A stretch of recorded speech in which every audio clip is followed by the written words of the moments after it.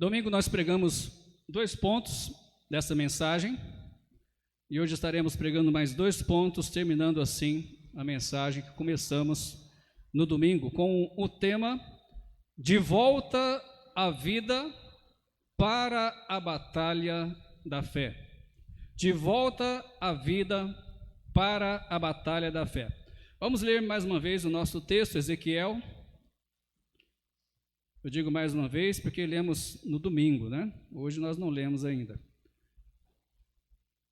Vamos relembrar o nosso texto, esse acontecimento tão diferente, né? Essa visão de Ezequiel. Capítulo 37.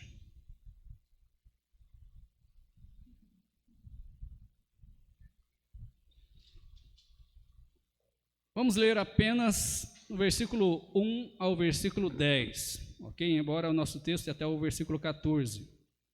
Ezequiel 37, 1 ao versículo 10. Veio sobre mim a mão do Senhor, e ele me fez sair no espírito do Senhor, e me pôs no meio de um vale que estava cheio de ossos, e me fez passar em volta deles, e eis que eram muito numerosos sobre a face do vale. E eis que estavam sequíssimos. E me disse: Filho do homem, porventura viverão esses ossos? E eu disse: Senhor Deus, tu o sabes. Então me disse: Profetiza sobre os ossos e dize-lhes: Ossos secos, ouvi a palavra do Senhor. Assim diz o Senhor Deus a estes ossos: Eis que farei entrar em vós o espírito, e vivereis. E porei nervos sobre vós, e farei crescer carne sobre vós, e sobre vós estenderei pele, e porei em vós o espírito, e vivereis, e sabereis que eu sou o Senhor. Então profetizei, como se me deu ordem, e houve um rebuliço enquanto eu profetizava, e eis que se fez um rebuliço, e os ossos se achegaram cada osso ao seu osso. E olhei, e eis que vieram nervos sobre eles, e cresceu a carne, e estendeu-se a pele sobre eles por cima, mas não havia neles espírito. E ele me disse: Profetiza ao espírito, profetiza, ó filho do homem, e dize ao espírito: Assim diz o Senhor Deus: Vem dos 4 ventos, ó espírito, e assopra sobre estes mortos, para que vivam. E profetizei, como ele me deu ordem. Então o Espírito entrou neles, e viveram, e se puseram em pé, um exército grande em extremo. Amém? Oremos. Pai, fala ao nosso coração mais uma vez, Senhor, nos desperte, principalmente do sono espiritual, e que possamos despertar para a batalha. Em nome do Senhor Jesus. Amém? Os irmãos podem se assentar. Nós já vimos então que essa profecia é uma profecia específica para o povo de Israel, mostrando aí para eles, no momento eles estavam cativos na Babilônia, inclusive o próprio profeta Ezequiel, mas Deus então revelou para eles que Deus iria tirá-los de lá, iria novamente dar vida a eles, voltar a levar eles novamente à sua terra, e Deus ainda promete colocar o Espírito Santo neles, e basicamente hoje tem essa oportunidade, né, depois que Jesus veio. Então uma profecia maravilhosa, mas para o povo de Israel. Vimos também, comentamos, né, que muitos pregadores aplicam esse texto, comparando principalmente o vale de ossos secos, com o mundo perdido sem Deus. E logicamente também podemos aplicar dessa forma. Eu não tenho nada contra, né?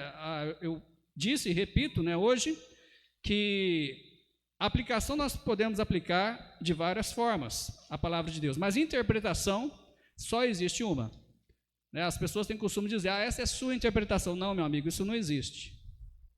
Isso não existe. Não existe minha interpretação ou sua interpretação.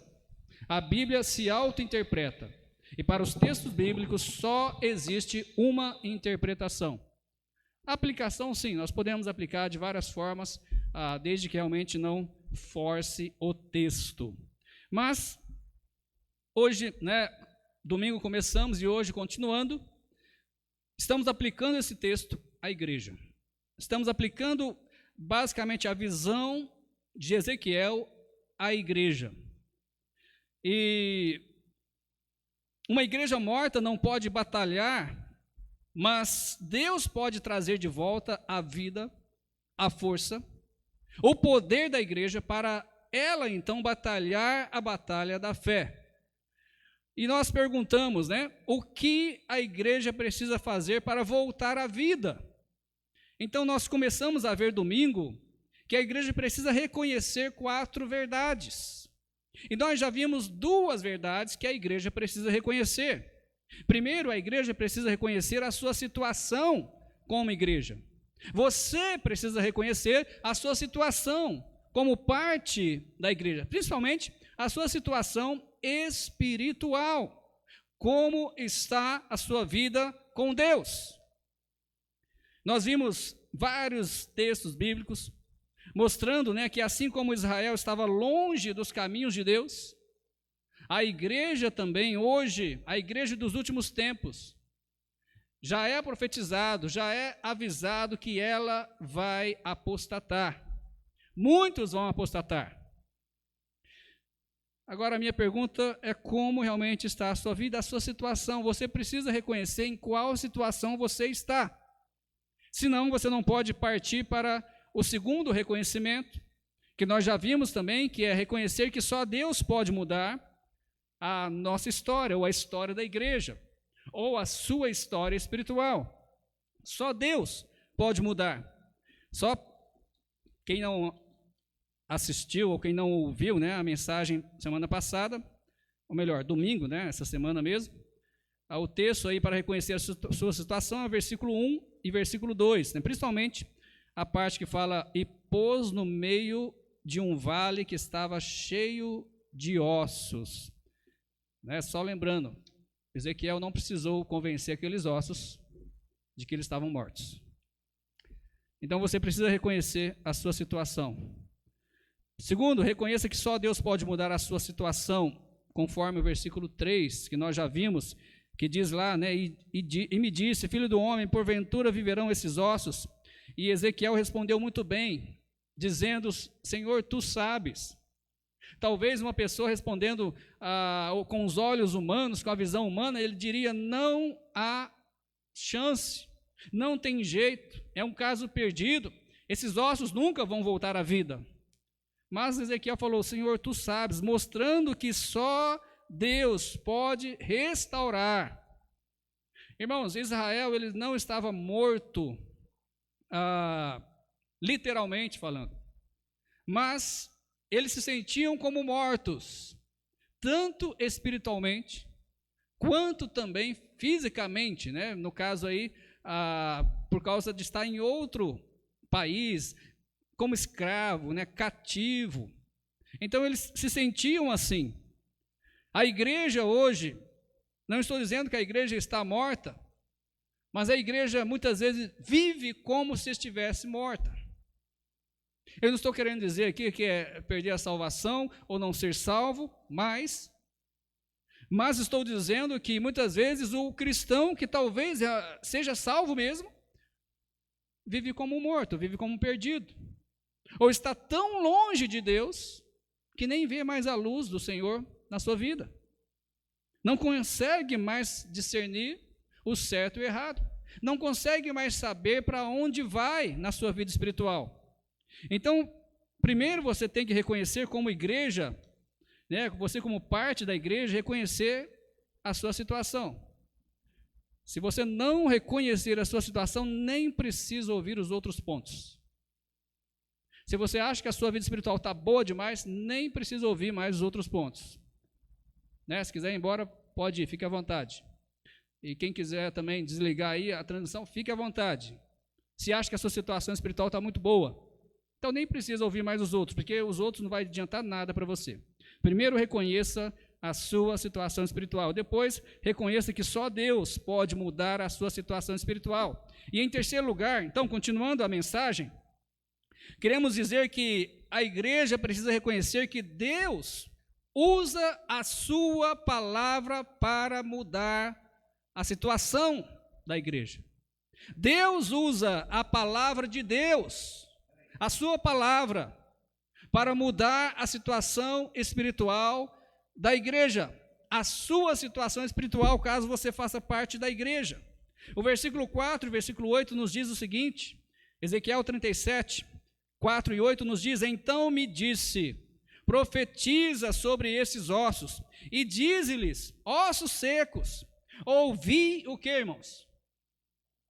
A palavra do Senhor. Ouvi a palavra do Senhor. Irmãos, eu fico imaginando aqui, já é difícil muitas vezes pregar para alguns tipos de público. Alguns lugares que nós vamos e pregamos, muitas vezes sentimos dificuldade. Algumas igrejas que nós vamos, sentimos dificuldades. É incrível como isso acontece. Agora imagina você pregar para um bando de ossos secos. Deus falou, prega para eles. Talvez ele poderia, mas Senhor, né? Que não sai mais nada não, vou pregar para esses ossos secos para quê? Esses ossos secos, né? Para quê? Mas ele pregou. Deus disse para ele, profetiza, né? Profetizar é transmitir a palavra de Deus. Deus falou para ele o que ele devia pregar. Isso é profetizar. Isso é pregar, é a mesma coisa. Estamos, irmãos, vivendo, infelizmente, esse tempo, os últimos tempos da igreja. Estamos vivendo um tempo onde a palavra de Deus, a Bíblia Sagrada, já não é suficiente nas igrejas. Não é o ponto final. Não é a base da fé. Não é a base da prática. Mas é mais alguma coisa. É mais um item do culto. Mas não é o principal. Infelizmente, as músicas gospel de um tempo para cá têm invadido as igrejas. E quando eu digo música gospel, eu sei que gospel, né, é evangélico em inglês, mas quando eu digo música gospel, são músicas muitas vezes com letras antibíblicas, letras humanistas e ritmos bem, né, agitados. Ou músicas que faz que você entre num transe, né? Essas músicas têm invadido a igreja há bastante tempo. E infelizmente, muitas igrejas gastam-se muito tempo cantando, talvez o chamado louvorzão, mas canta, até cansar. Cansar de tal forma que quando o pregador chega para pregar, o povo já está tudo cansado. Que cantou até espumar a boca, né? Aí o pregador tem que fazer aí um milagre, né? Para manter o povo acordado. Para manter o povo prestando atenção, porque estão cansados. Cantar é bom, mas cansa também. Cansa. Muitas vezes eu canto especial, né, antes da mensagem, e canto junto com os irmãos. Né? Quando eu vou cantar o especial, muitas vezes eu estou sem voz. Vocês irmãos já perceberam, né? Gasto toda a voz nos cânticos congregacionais, e aí vou cantar, a voz já está cansada. É incrível, mas quando eu chego em casa depois do culto, eu estou acabado. Como se eu tivesse participado de uma maratona. Eu sei que existe também a batalha espiritual na pregação, mas o cantar também cansa. E muitas vezes as igrejas estão gastando muito tempo nos cânticos, de forma que a palavra de Deus tem sido deixada de lado. Uns 15 minutinhos está bom. Quando muito 20, está bom demais.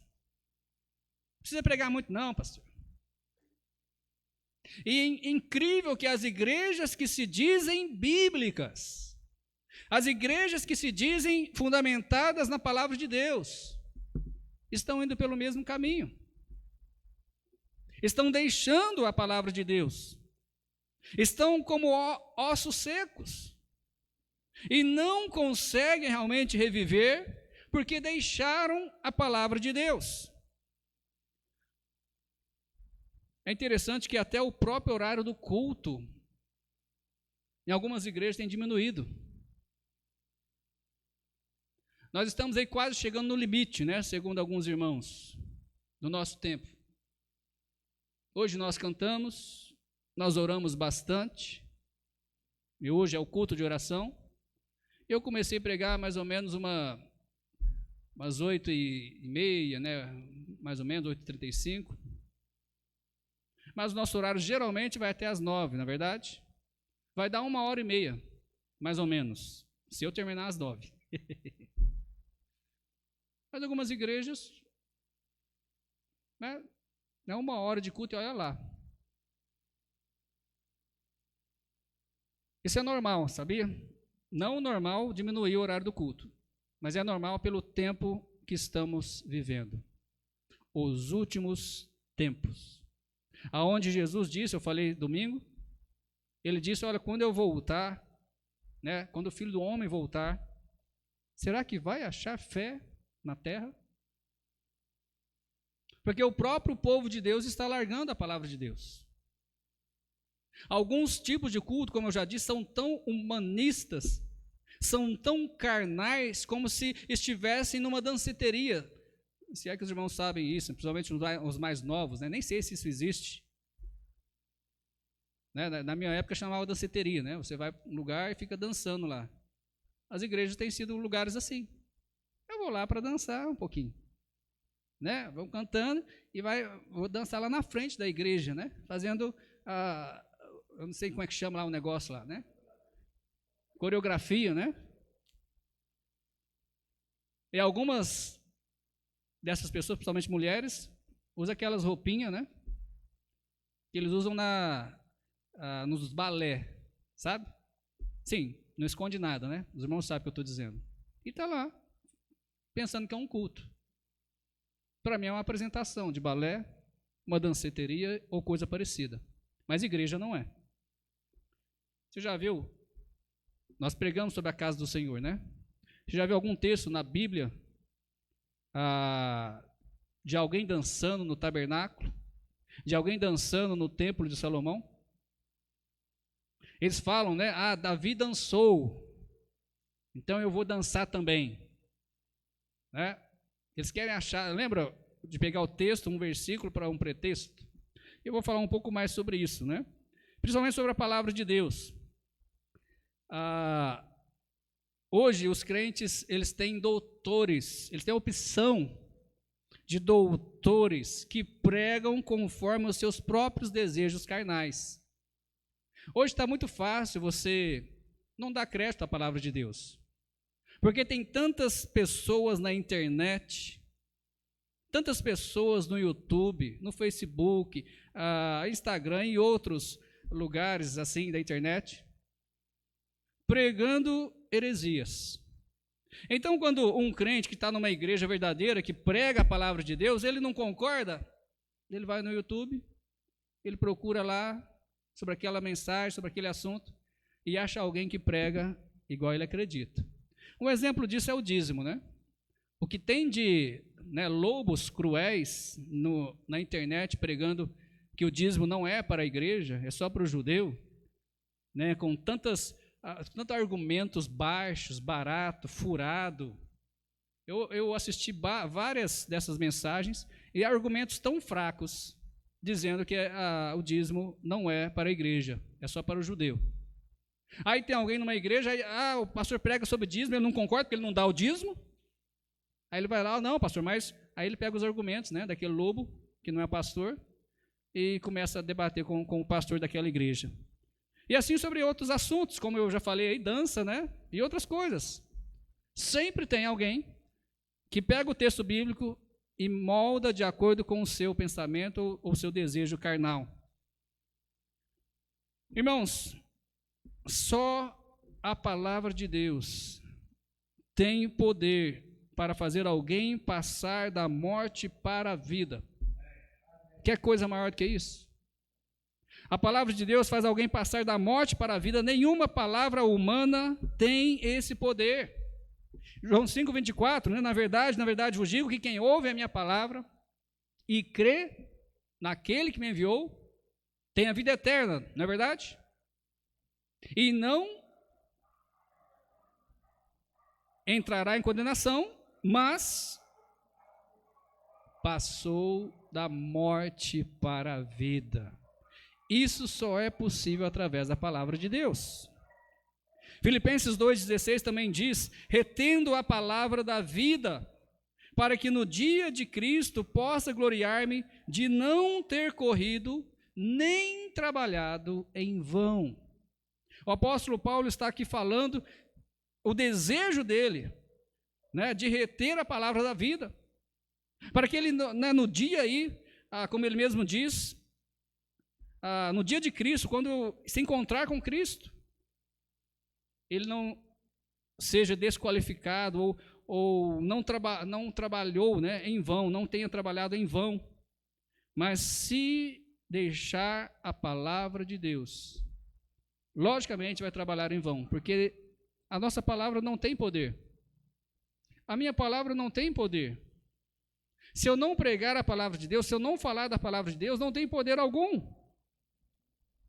Mas muitas pessoas, infelizmente, muitos lobos cruéis estão nos púlpitos pregando mensagens carnais, mensagens humanistas. 1 Coríntios 1, versículo 18 também nos diz: porque a palavra da cruz é loucura para os que perecem, mas para nós que somos salvos é o quê? É o poder de Deus. Nós sabemos o que é, porque já nos resgatou, já nos redimiu. Se nós queremos um avivamento, se a nossa igreja quer um avivamento, se nós queremos uma restauração espiritual, irmãos, é necessário voltarmos para a genuína palavra de Deus. É necessário nós voltarmos, porque a palavra, ela é poderosa, ela nunca falha e ela nunca volta vazia, como diz lá em Isaías 55, versículo 11, né? Assim será a minha palavra que sair da minha boca, não voltará para mim vazia. Antes fará o que me apraz e prosperará naquilo que a enviei. É Deus falando sobre a sua palavra. Mas infelizmente hoje a igreja tem dado mais crédito nas palavras humanas do que na palavra de Deus. Se nós olharmos a igreja de 60 anos para cá, como mudou, não é verdade? Como mudou. Se nós olharmos os cristãos que estão dentro da igreja, se realmente são salvos ou não, Deus o sabe. Mas se nós olharmos 60 anos atrás até hoje, como mudou drasticamente. Aí você me pergunta: pastor, mas mudou para melhor, não é? Infelizmente não. Infelizmente não. Se mudasse para melhor seria uma benção. Mas infelizmente não. Mas também é cumprimento de profecia, né? Porque a Bíblia diz que nos últimos tempos muitos apostatarão da fé. Eles vão amontoar, né, doutores que pregam conforme os seus desejos carnais. Só a palavra de Deus pode mudar a nossa situação. Só a palavra de Deus pode mudar a situação da igreja e a situação da sua vida espiritual. Se você correr dela, você vai continuar como um osso seco. Quarto e último lugar, a igreja precisa reconhecer, para voltar à vida, voltar a batalhar pela fé, ela precisa reconhecer também que sem o Espírito de Deus, ainda continuamos sem vida. Sem o Espírito Santo, ainda continuamos sem vida. E novamente digo, não quer dizer aqui não ter o Espírito, mas é um extinguir do Espírito que a Bíblia fala, para não extinguirmos o Espírito. Olha o que diz Ezequiel, o versículo 9 e o versículo 10. E ele me disse: profetiza ao Espírito, profetiza ao Filho do Homem, e dize ao Espírito: assim diz o Senhor Deus, vem dos quatro ventos, ó Espírito, e assopra sobre estes mortos para que vivam. E profetizei, como ele se me ordenou. Então o Espírito entrou neles e viveram, e puseram-se em pé um exército grande em extremo. Aqueles ossos secos, pela pregação da palavra de Deus, os ossos foi juntando ao seu osso, formando ali um corpo daquela pessoa. Depois foi chegando aí então a carne, a pele, né, e outras coisas mais, que agora me foge a memória. E então formou o corpo da pessoa perfeitinho, mas não havia vida. Eles ouviram a palavra de Deus, formou o corpo, mas não havia vida. Irmãos, um povo morto não ganha batalhas. Nenhum morto ganha batalhas. Nós falamos bastante sobre o morto, né? Sem reação, não é verdade? Não tem a mínima reação, não tem desejo, não tem nada, e muito menos ganhar a batalha, não ganha.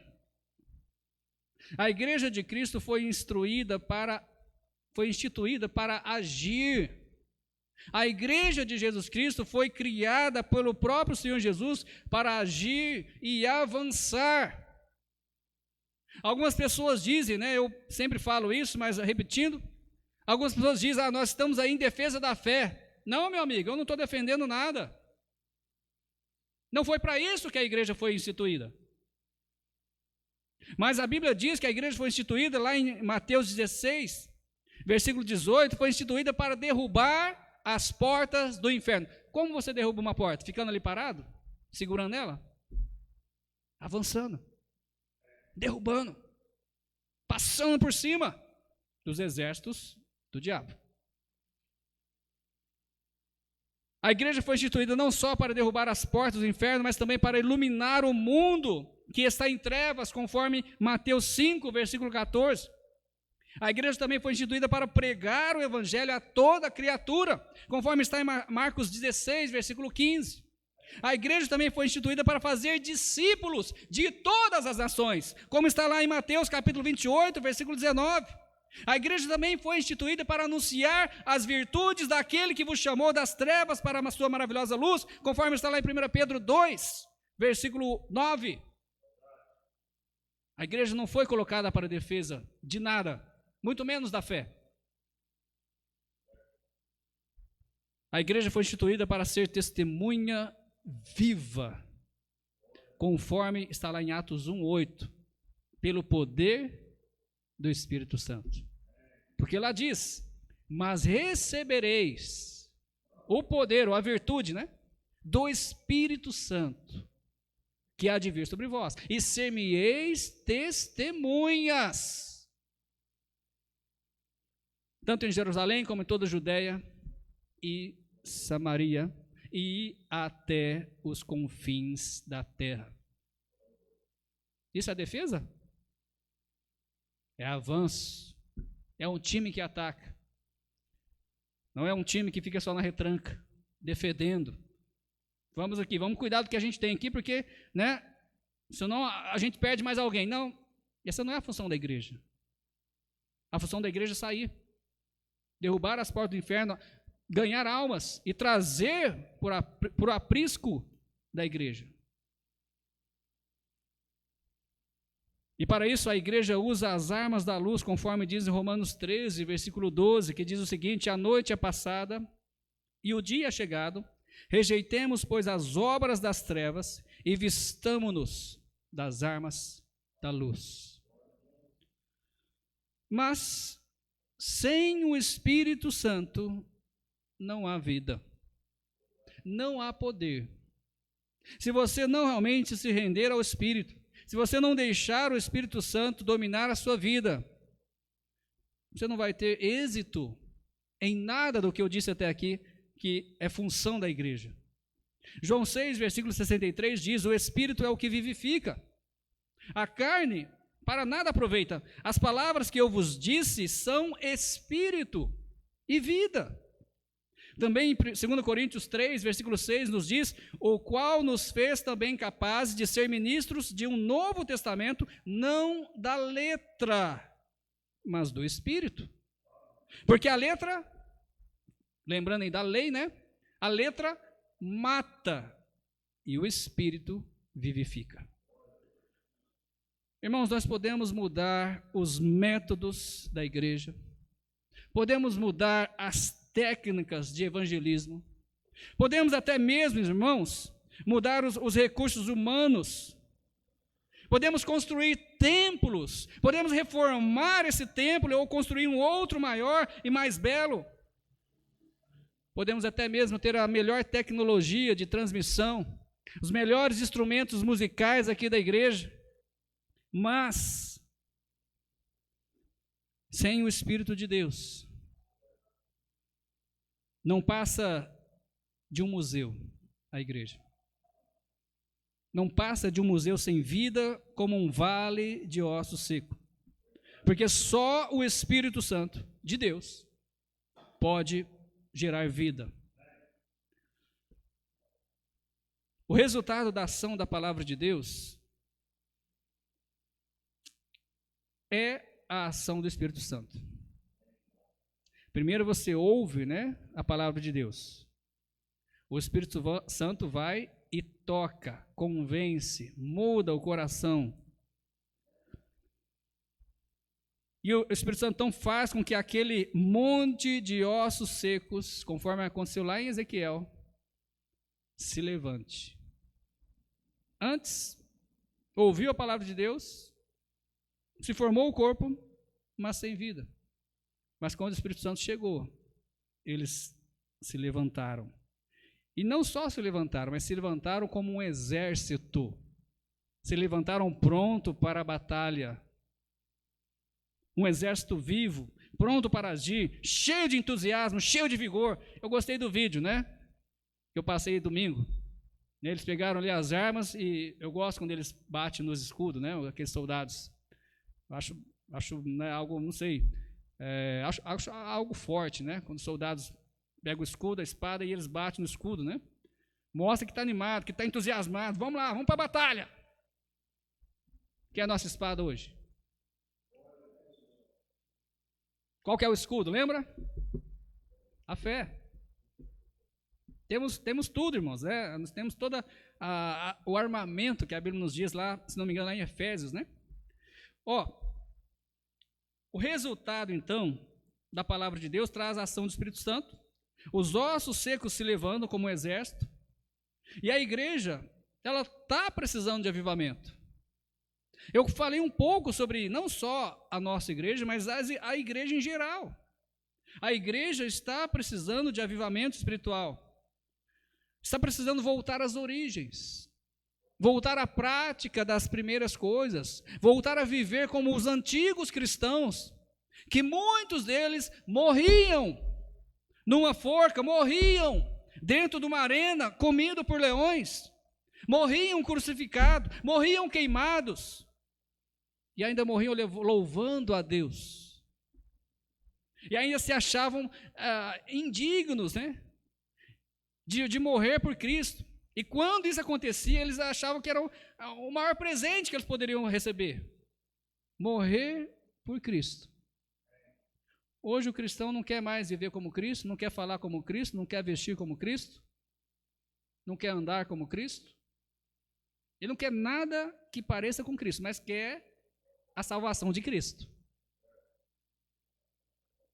Precisamos voltar às origens, voltar às sagradas escrituras como verdade de fé e prática, voltar para Deus, voltar para a santidade, rejeitar realmente, odiar realmente o pecado,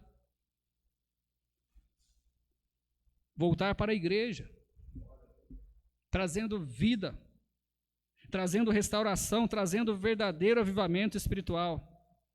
Só Deus pode fazer isso, e através do Espírito Santo.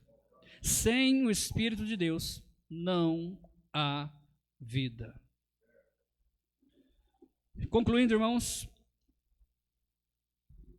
eu vou repetir o que eu disse. Reconheça a sua situação espiritual, reconheça a sua situação como parte da igreja, mas se você não conseguiu reconhecer isso, nem precisa se preocupar com os outros três de reconhecimento. Não adianta. Não vai fazer diferença alguma. Assim que você reconhecer essa situação espiritual, eu estou assim, Senhor, eu estou assim, Deus, aí você pode partir para os outros. Reconheça que só Deus pode mudar essa situação, reconheça que sem a palavra de Deus não haverá vida, e reconheça que sem o Espírito Santo também não haverá vida.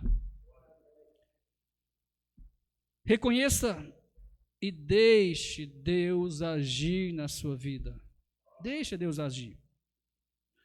Vamos orar, irmãos. Vamos orar nesse momento, não só pela nossa igreja, mas pela nossa própria vida espiritual e pelas igrejas em geral.